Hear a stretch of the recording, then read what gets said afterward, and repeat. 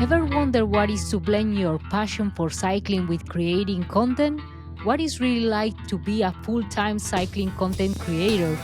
Welcome back to another episode of the Basalon Cycling Podcast. I'm your host Sherry. Before we jump into the episode, I wanted to let you know that if you are looking for cycling gear and gadgets, check out All Tricks. They have everything from cycling glasses to tires, they have it all. Use my discount code I Ride for Candies for 5% extra off. Link in the description. Joining me today is Juliet Elliot, a multidisciplinary cyclist and one of the biggest cycling content creators with a super successful YouTube channel inspiring people from around the globe. Welcome to the show, Juliet. Thank you very much. It's an absolute pleasure to have you here. I mean, you do it all, like a ex-pro snowboarder, model, and now creating awesome videos on YouTube. So, how did all started? I'm wondering, how did you decide to share your cycling journey with people online? Well, it started really quite a long time ago now, back when blogging was the thing. Bloggers were, starting to get better known and people were reading more and more blogs. It was really when people started investigating different forms of communicating with people, like directly. So not just magazines, it was blogs and stuff, which I thought was pretty cool. However, that's not why I started a blog. I started a blog because I wanted to record my adventures so that I could look at them. And it just felt like a better idea to do that digitally because I never got photos printed anymore. So I couldn't paste photos into a physical diary, but I always shot digital photos, and I just wanted somewhere to put those and then write a little diary so I could look back on that and remember what I got up to. So the blog started doing quite well because I was part of a growing cycling sub-genre, fixed gear cycling. So all of us were we were all like really into reading what other people around the world were doing because it was quite a small sort of close knit community. So you sort of knew who the other women were, particularly around the world, doing the same sort of thing. And you'd want to look at their blogs and see what tricks they'd learned. And then you'd be like, oh, damn it, she's learned this bar spin. I've got to go out and learn that too. So we were really inspired by each other. And there was this kind of community throughout the world built up through blogs and sharing stuff online like that. And then it just kind of morphed into making videos because I decided to put video content on the blog rather than just writing. I thought, oh, that'd be fun and cool and a nice way of showing people what I'm doing. So yeah, it's just And showing tricks. It's better on video. a little bit, yeah. So it's just a way of sharing stuff really with like-minded cyclists around the world and kind of developing a community, even though we're all in different places. Oh, wow. That sounds exciting. So you started in the fixed gear scene, but now you are doing more adventures, like cycling trips and also ultra races, I saw. Yeah. Well, I've just dipped my toe into that, which is why I know who you are, because obviously I've seen all the cool stuff that you've been doing. But yeah, I started with the fixed gear thing because, well, I lived in London and that was a really simple kind of bike to build. And also, of course, as I mentioned, there's this really cool, fun scene around it all. But when that sort of sparked my interest in cycling. But when I left London, that's when I got into all the other stuff because obviously, I just feel like fixed gear bikes really suit an urban environment. And once I left that environment, I wanted to ride other kinds of bikes. So I got into mountain biking, road cycling, and more recently, obviously, gravel cycling. Although I say more recently, it's been quite a while now that I've been into gravel. And it just, like with switching from writing blogs to making videos, it was just a kind of natural journey, really. Like, depending on where I was in my life and what I was finding interesting. So I guess I'm quite lucky in that the things that I find interesting, other people are interested in too. So, it's not like 1 minute I'm doing fixed gear cycling, the next minute I'm suddenly interested in synchronized swimming. That's not going to work for a vlog. Yeah. But because it's a sort of natural progression through different cycling disciplines, I think other people on the same journey, maybe, so they can relate to it and they find Mhm. it entertaining, maybe, I hope. Yeah, and I get a lot of questions like, how is like as a content creator, how do you find inspiration to keep doing videos about cycling and ideas? How do you balance all of this? Are you a full-time content creator? Yeah, well, I mean, I say I'm full time, as in it's my job, but it's not. I mean, as I Hmm. don't have enough time to do it like 9 to 5 at all, because my partner and I have got Yeah. 4 kids, and life is just. Sorry, let me just turn off that annoying mail. Um, so although it is my main Busy job. life. Yeah, it's my main job, and I have bike sponsors and commitments to sponsors. There's no way I do a 9 to 5, because there's just so much other stuff going on in my life. But yeah, it is what I focus on. And in terms of finding inspiration, I mean, I'm just still very excited about cycling. So there's always something I want to go and do. And if there's something fun to go and do, then the content is super easy. It just comes naturally because I'm excited, I'm Hmm. somewhere cool, I want to share it. The harder stuff is if you're stuck at home, like it's bad Yeah. weather, you can't be bothered with stuff, and you're like, well, I haven't made a video for a while, I should do something. Like Exactly. I'm more than capable I of can making relate to those kinds that. of videos, but yeah, they're not so fun, are they? Yes, it's like me on the couch looking at my bike and the rain and wishing Yeah, to be in another country. yeah. Oh, wow, that sounds fantastic. And speaking of rewards, being a full time content creator surely comes with perks and challenging. How do you manage sponsorships and partnerships while staying true to your passion for cycling? Well, I have got some long-term sponsors, which is really, really nice. And like a lot of those have just come out of genuinely liking those products. And I've ridden, like with WTB, I was riding their tires for years before they asked to sponsor me, because I just really like their tires. And Marin, I was riding their Mm-hmm. mountain bikes for a long time before they signed me as a gravel rider. So I prefer to stick to brands that I have a genuine connection with, whether that's with the person working there specifically, or I feel like I have an affinity with the brand. Sometimes Mm-hmm. there'll be like one-off things will come along, and someone will say, "Okay, we'll give you X amount of money to feature this product 3 times over the next 3 months," and Mm-hmm. those are the ones that I have to consider more carefully, because I want to make sure it's something that people will be actually interested in.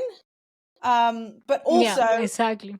I can't discount offers like that, because I've still got to pay my Mm-hmm. bills. So yeah, you do have to give those greater consideration. The best ones are obviously brands that support you for the whole year, and you're helping each other out. That's the nicest one.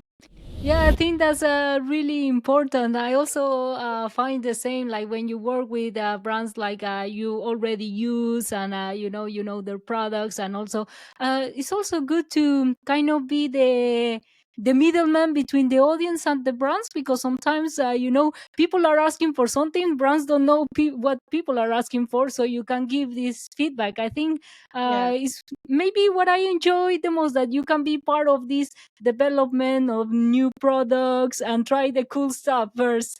Do you find the same? Any like Yeah. cool things that you think, oh, I really like happy that I was able to try this out and that was not maybe available? Yeah, that's really fun. And Anything like you think was a cool product, like highlight, like you were like, oh, I got the chance to try this new bike, or before it was released, or yeah, there's some funny little niche products like the Restrap hiker bike harness. I think I saw you using ah, that? yeah. That was a pretty cool one, because at first I'm like, "What is this?" And then you're like, "Oh, it's really cool." Yeah. Yeah, So it's really useful. Huh? You think when I will use it, and then you go on exactly, an ultra race and there's a hike bike, and you're like, you feel like, that's why I brought it. exactly. Yeah. So I think I'm going to be using that one in November. I'm doing GranGuache Trail, so You know, Oh, wow. the race that, well, it's not a race, it's an event, but obviously everyone wants to get there as quickly as possible. So the one that goes across the Canary Islands, they have the road version, the Mhm. gravel one, and the mountain bike one. So I'm going to be doing the mountain bike one, and apparently there is hiker bike, so I'll be using that. Oh yeah, Canary Islands are very the climbs are very steep. Yeah, if there's a hike bike for sure. It will Yeah. be useful. Wow, and talking about the events that you've been racing, I saw your experience across Andes. It looked like an epic adventure. Definitely a challenge. How Yeah. do you think it compares to other events you've done? I mean, the weather was terrible. Yeah, the weather was terrible. I mean, it was only a matter of time before I ended up in a race with bad weather. You can't be lucky all the time. So, in some ways, it's Yeah. good. I've done that now, and okay, so maybe there's some things I would do differently next time. But I'm kind of glad I experienced it in a way. It was super hard, though. I mean, just I can't say it's not what I was expecting, because obviously we were all checking the weather forecast before the event, Yeah. so we knew what might happen. But obviously, we're all really, really hoping it doesn't. um, Yeah, yeah, but yeah, yeah, yeah. it was just so cold. I mean, some women had to scratch after. I think the one of the race leaders, she had to scratch after one of the big descents because she was just so Oh, cold. wow. She was getting hypothermic because there were quite long climbs, which you know, you'd warm up on, and then you'd hit the descent and it would just brutalize you because, you know, Yeah, all the accumulated yeah. sweat and with the rain. It was, yeah, it was really hard, but what an experience. I mean, that's what one of the reasons we enter things like that, right? Because the intensity of it Yeah, was, you'll exactly. never forget it. That's true, especially about ultra races. Yes, his experiences you never forget. I mean, I saw people like covered in plastic bags there and Yeah. everything. I was like, wow. And I saw your video, and I also wonder, like, people ask me, how do you find the motivation to film yourself when you are suffering? What keeps you Well, motivated? In my case, I think I'm talking with a friend. I'm that's complaining what to I a was going to friend. say. Yeah, that is exactly what I was going to say. It's like you've got all these people there with you, which is really nice. You know, you're like right in the middle of nowhere and it's hard, but it's almost like you have these supporters and you're telling them the story, and I like that. I like sharing it. Sometimes it's difficult because, yeah, you can get into a low place and you're thinking, oh, I haven't said anything for ages and I really need to try and tell this story now, and how am I going to articulate it because I'm very tired. But Yeah. I'd say the majority of the time I enjoy storytelling, and it's like having your friends with you. Yeah. So yeah. Yes, I find the same storytelling. Like, it's like when you are old and you start telling your battles, and it's like, okay, it's the same in the YouTube videos. It's really fun, and also when you inspire more people to do these events, I guess is like the most rewarding, because you show the good, the not so good, so people know what they are getting into. I think I really like your style because it's more real. I find sometimes like these very polished films about the races is nice, but it doesn't tell me anything about the event. Hmm. Yeah, I get that. I mean, sort of over the last few years, there have been certain points where I've thought, oh, do I need to try and increase, you know, the production values of my videos? Does it need to be more professional, more polished and stuff like that? Um, but the feedback that I got was no. And I kind of thought, well, thank God, because that would be a nightmare. That's too Yeah. difficult for me. I think you need a second camera person, don't you? Second camera operator and people flying drones and stuff like that, really. I guess some people manage to film it in a very polished way, but gosh, that would be difficult. So I'm glad that the feedback I got was just to keep doing it the way I'm doing it. Yeah, I think sometimes this production is feels distant. It's like, oh, okay, just a person passing by every now and then, and it's like, what happened in between, And then when Yeah, you see, like, even if it's a GoPro footage of somebody, like, the struggles in the race is what really happens, because there's so many moments that somebody that is just there sometimes cannot capture. So I think I really like watching race videos to prepare for races. Do you do me the same? too. Sometimes Yeah. I go on YouTube. Which would you say is your like go-to any go-to person or channel that you like to draw inspiration from? Well, obviously, I've watched yours. That's why I know who you are. Thank you so And much. I remember asking you questions in the past, like where have you put this and how are you doing that? I really like Cynthia Wattwagon, who's been smashing it at Ah, a lot of yeah. ultras. So I always check out what she's doing. And just sort of general YouTube stuff. So yeah, I am that nerdy person who is like, I'd be like zooming in. Oh my god, what set has she got on there? And what's in her bags? I really want to know. So I like doing a bit of research like that. I find it exciting and inspiring. So yeah, mainly women that's what I like to look at when it comes to ultra inspiration. Yeah.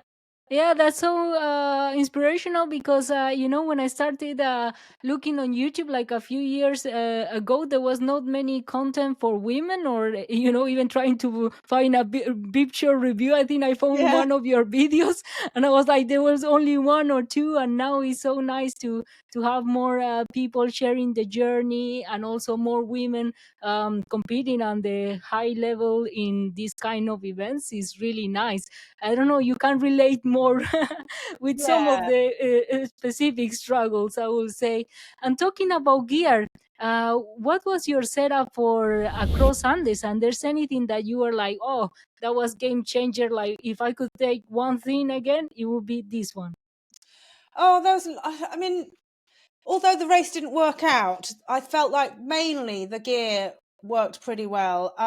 So I went for a like a synthetic down jacket because I was worried about the rain, and I knew that if I had normal down, then it's not going to survive in the rain. It doesn't stay warm, and you can't dry it and stuff. So I had synthetic down jacket as a mid layer, and that worked really well. And obviously a really Hmm. great waterproof jacket. The best thing was my 7 mesh Thunder pants, which are these amazing Yeah, waterproof yeah, yeah, pants. yeah. They were so good because they tighten right up around your ankle really snugly, so you don't get them caught in your chain. They're just really comfortable to wear. They're totally waterproof Gore-Tex. They were amazing. The I also had this horrible looking hat that I bought from it was like this really thin merino skull cap. I mean, I hate the way it looks, Hmm. but it was so good because it was really warm. It dried really quickly, and it kept my head warm. I wore it the entire time. The things that were an issue, this is really stupid of me. I didn't have any overshoes, and Oh, yeah. everyone in the start town in Koyaiki, everyone was buying overshoes. Like they were sold out in the whole town. Every single pair had Oh, gone. wow. And then I went to all these outdoor shops. I was trying to buy waterproof socks. There were none of those. So in the end, I bought some spare socks and I took some plastic bags and stuff like that. But that was a big, stupid mistake. And then the other problem was my hands. The gloves are great, but nothing can really withstand that level of rain for so many hours and the cold on the descents. So next time I would take a pair of fully waterproof over gloves. So this guy on the race, he had these waterproof mittens from Decathlon, Ah, and they're yeah, really small and I've they're seen really them. thin. I want those next time. Mhm. Yes, that's the good thing in ultra races. There's, I don't know, people manage to find solutions for problems you didn't even know existing, and Yeah. then you're like, wow, that's genius.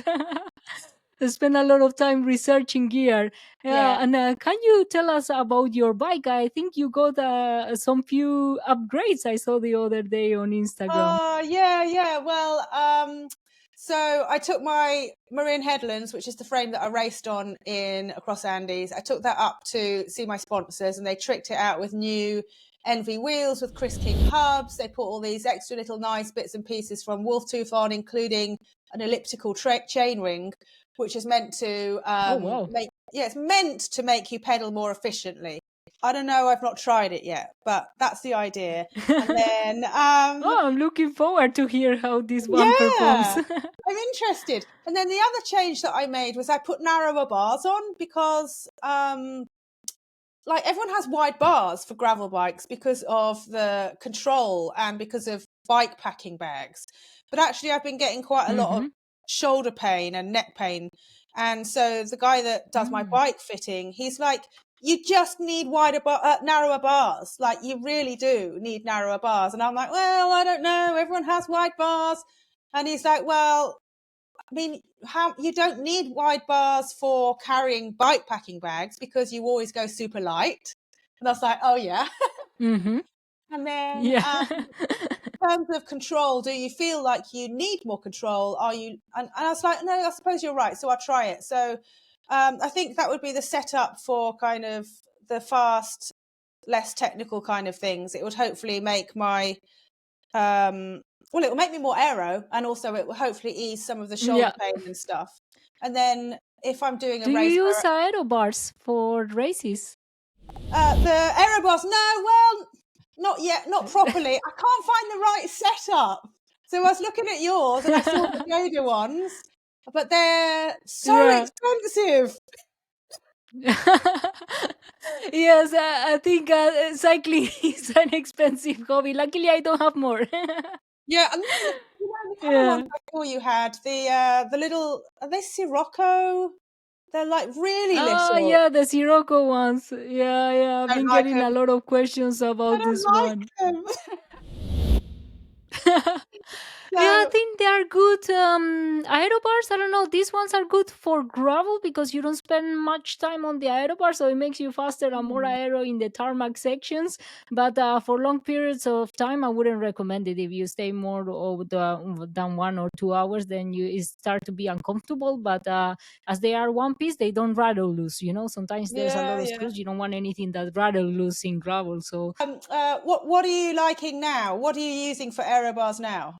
well, I have for road, I have the Jet Aerobars that is one piece carbon, so it's Yeah, really I've seen comfortable. It those. has like really high walls, so you can even steer while cornering because you can push against the wall, so you can really keep the Cool. aero position and it's very efficient. And it's like I don't know, lying on a couch, especially when you start to feel sleepy. But the off road, as you don't use them that much, the Sirocco ones, because then you don't have screws that rather loose or Yeah. anything, and they are quite good. But yeah, aerobars also for gravel is being like a trend. I remember an interview with the winner of Badlands, Rob Britton, I listened to, and he was like, oh, all the guys is like, they didn't bring aerobars, and then I brought my aerobars and I was much faster. Great. So you see this trend of people also going for narrower handlebars also, and Mm. in mountain bikes changing the handlebar for a drop bar mountain bike, for Yeah, I'm example. not sure about Mhm. that. My friend Chris, he did that, but he says he did it because he broke his wrists. So he wanted to ride a drop bar Mm. bike, but he needed the comfort of a mountain bike. Um, I don't know. I'm undecided about that one. Yeah, you were considering that for GranGuache? No, I'm going to go full on. I'm going to go. Well, I know that Marin are bringing out a new bike, but it's not released yet, so I can't talk about it. I'm going to ride that. Ooh, secret tech. That's what I'm talking about. Ah, that's really cool. Yeah, I think it's gonna be an exciting event. When is it? It's in November, and I'm doing it as a pair with a friend of mine who doesn't race. He's just a good friend of mine. So we both signed up, and then he's just noticed how fast some of the days are. I saw him yesterday and he's like, oh my God, have you seen that the Gran Canaria day is 4,000 meters of climbing? So he's like, we better get training. Do you train for the events in advance? Do you follow any structured training, or how do you prepare for, let's say, a ultra race or a gravel event? Well, I'll tell you, but I also want to know about yours. So I do have a coach, but I am the most annoying person to coach, I think, because I find it quite hard to stick to the plan.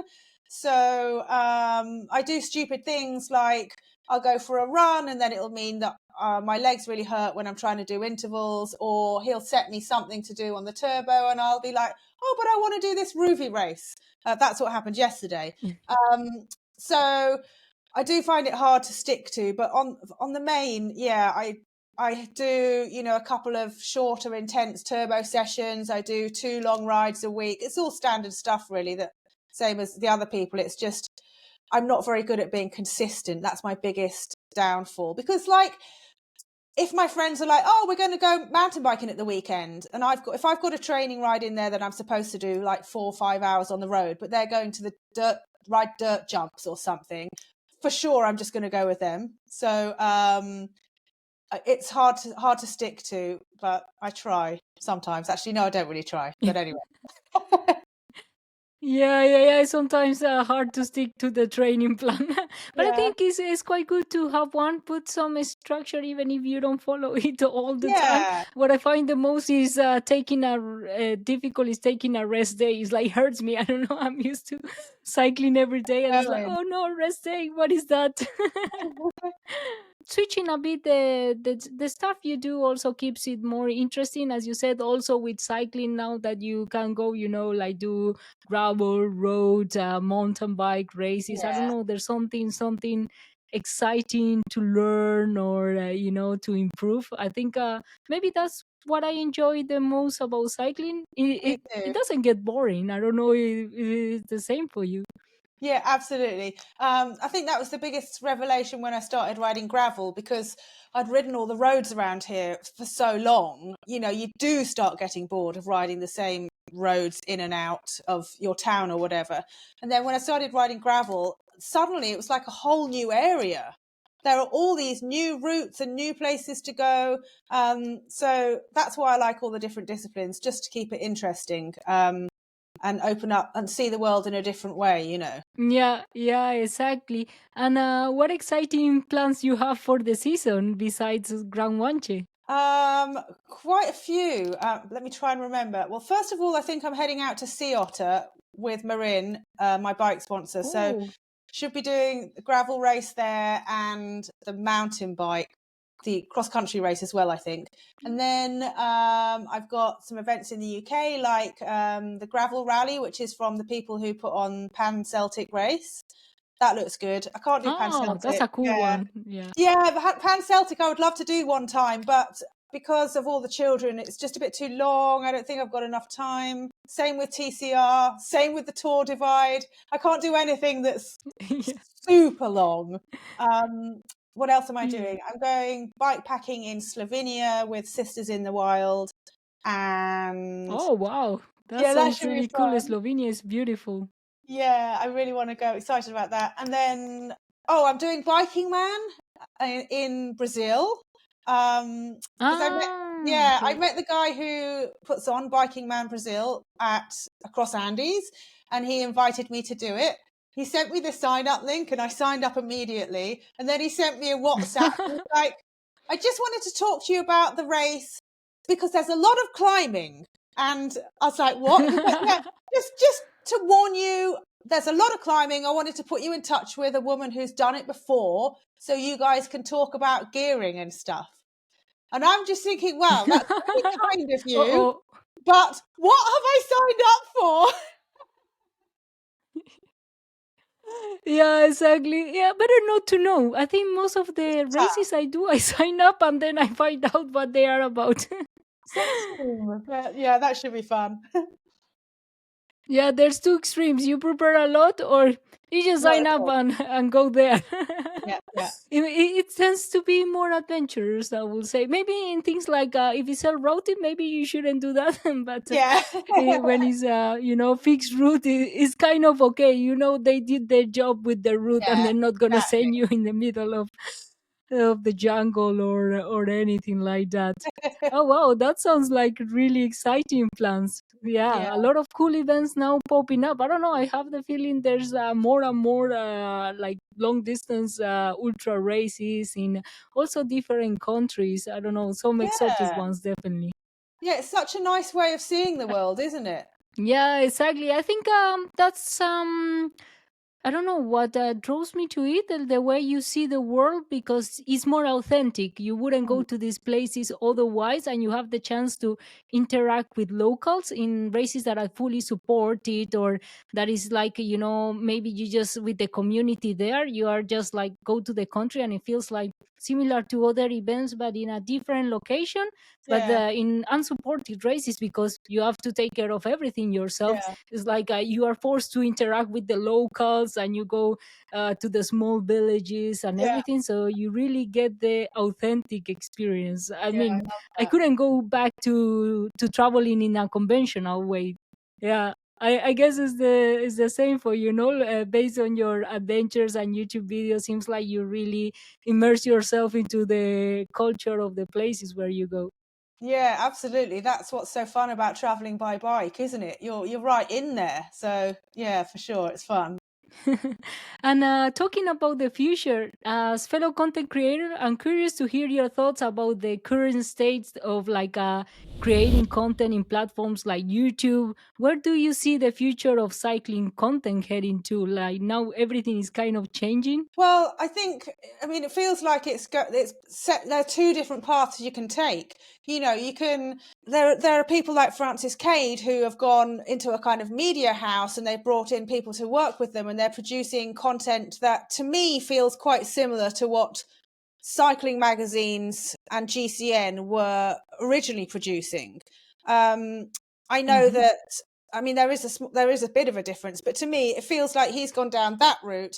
I think there's also the other side, which is the more vlog style thing, which is what I'm doing, which tells stories in a completely different way. And I can't see myself ever making the switch to the way that Francis is doing it. It's just not how my brain works. It just wouldn't Yeah. work. I mean, I see your level of professionalism, and I do think, gosh, I should be more like that. But it's just not how I can. No. It's not how I do things. Like, so I'm going to stick with the storytelling the way that I do it. But interestingly, I've noticed trends on Instagram that people are getting tired of the really polished, staged Yeah. content. And actually, if you're Yeah. posting little snaps and you're being a bit more real and down to earth about things, people like that, because I think the whole platform's oversaturated with staged, polished, professionally shot content. Yeah, I think so. It's like Instagram versus reality. I feel also, I notice it on Instagram that it's more like people want to see the reality. It's Yeah, the same like in adventures or videos. It's like, okay, I want to see what really happens. Yeah, there is this nice and artistic one, but once you see one or two, it's like, I don't know, it's not that interesting anymore. yeah, And maybe it's a bit mean, I don't know, but I like to see the real struggle. It's like he's crying there at night, he's showing it. I want to see that.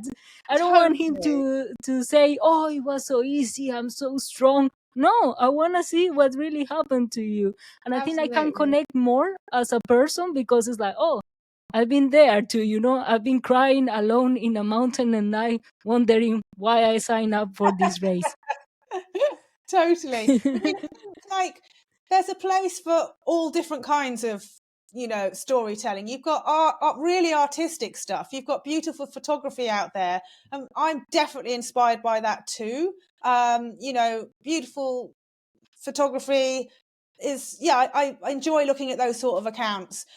But when it comes to cycling personalities or athletes, personally, from those accounts, I want to know what they're having for breakfast and what they like and what they're doing. I want the more personal stories. I think that's a really cool part of social media, getting to know the person like that. So I do enjoy the showcases of beautiful photos, but I suppose I'm more interested in photographers showing me that. And then I like the Yeah. athletes showing me the reality of their daily lives. And talking about connection with the audience, we got some questions for you. So, well, I think you reply some of them already. Okay. The future plans. You planning, yeah, to continue making videos on YouTube. It was a general question about the future. They want to know what is next for you. What's next? Well, I mean, I'd hate to be boring, but more of the same. I'm really enjoying what I'm doing, So, more bike packing adventures and some ultra racing. Last year I did some of the UCI. Well, I did one UCI gravel race. I hated it, so I won't be doing Yeah. that. So definitely sticking to the more adventurous side, exploring, traveling, that kind of thing. And then riding all the different kinds of bikes. Oh, one slightly different thing is if it all goes to plan, then I will be racing my fixed gear bike again, which will be fun. So Oh. so I want to go and do fixed 42 in Berlin, which is put on by the guys, the Rad Race guys. And I used to race their event I've like seen them. years ago, and I haven't for ages. So I want to go and do that, which should be fun. So that's a little bit different for me. Oh yeah, looks like really fun. I always see their Instagram stories. Yeah, It's like I yeah, don't know, they are super popular. It sounds yeah, fun and definitely like keeps you there. Like, oh, what's going yeah, on? Really fast, really energetic. yeah. Wow. And another question is why Shimano versus SRAM? Oh, sorry, I'm not sure about that one. Yeah, there's some discussion out there. We have the Shimano as SRAM pants. Come on, I love this tram. Oh, sorry, I didn't understand you the first time. Oh, right. Oh, well, No worries. this is a bit of a trending topic on my channel because, I used to ride for SRAM and I don't anymore. And I've had some problems with my group set recently. I didn't know whether to say anything publicly because I don't want to sound like I'm pissed off with SRAM or something because I don't ride for them anymore.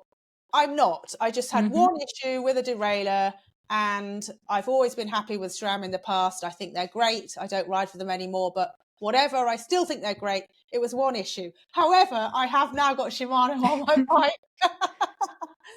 so so make of that what you want. I think they're both good. So yes, I'm trying to be diplomatic here. That's good. And the final question, three questions for each interview. So, what is your favorite video of the ones you produced?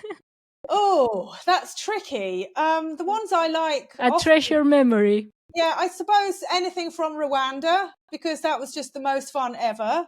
It was so fun. That was my first ultra, and I did it with my friend Juliana, who I'd never raced with before.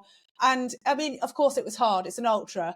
And unfortunately, Juliana got injured, but it was just so funny. So I love those videos because the situations we got into and the places we stayed and the food sometimes not working out. And Juliana kept saying, I can't understand why you're always so happy about everything. And I was like, because we're in Rwanda doing this cool stuff and it's so funny and I'm so stoked to be here. So I like those videos because it reminds me of good times. No, that's so nice. Yeah, it's a nice memory. I watch my own videos and there's a lot of things I forgot. It's like, Yeah. wow, it was so nice. It's kind of I wanna do it again after watching some of the videos. That's fantastic. Well, that's everything for today. Thank you so much, Juliet, for joining us. I'm looking forward to follow your next adventures. Oh, thank you. I'm looking forward to following yours as well. And thanks for having me on. Don't forget to check out the Basalon training plan in the show notes and description. And if you're listening on Apple Podcasts and Spotify, rate the show and leave a comment. And on YouTube, subscribe and leave your questions in the comment section below. Until the next episode.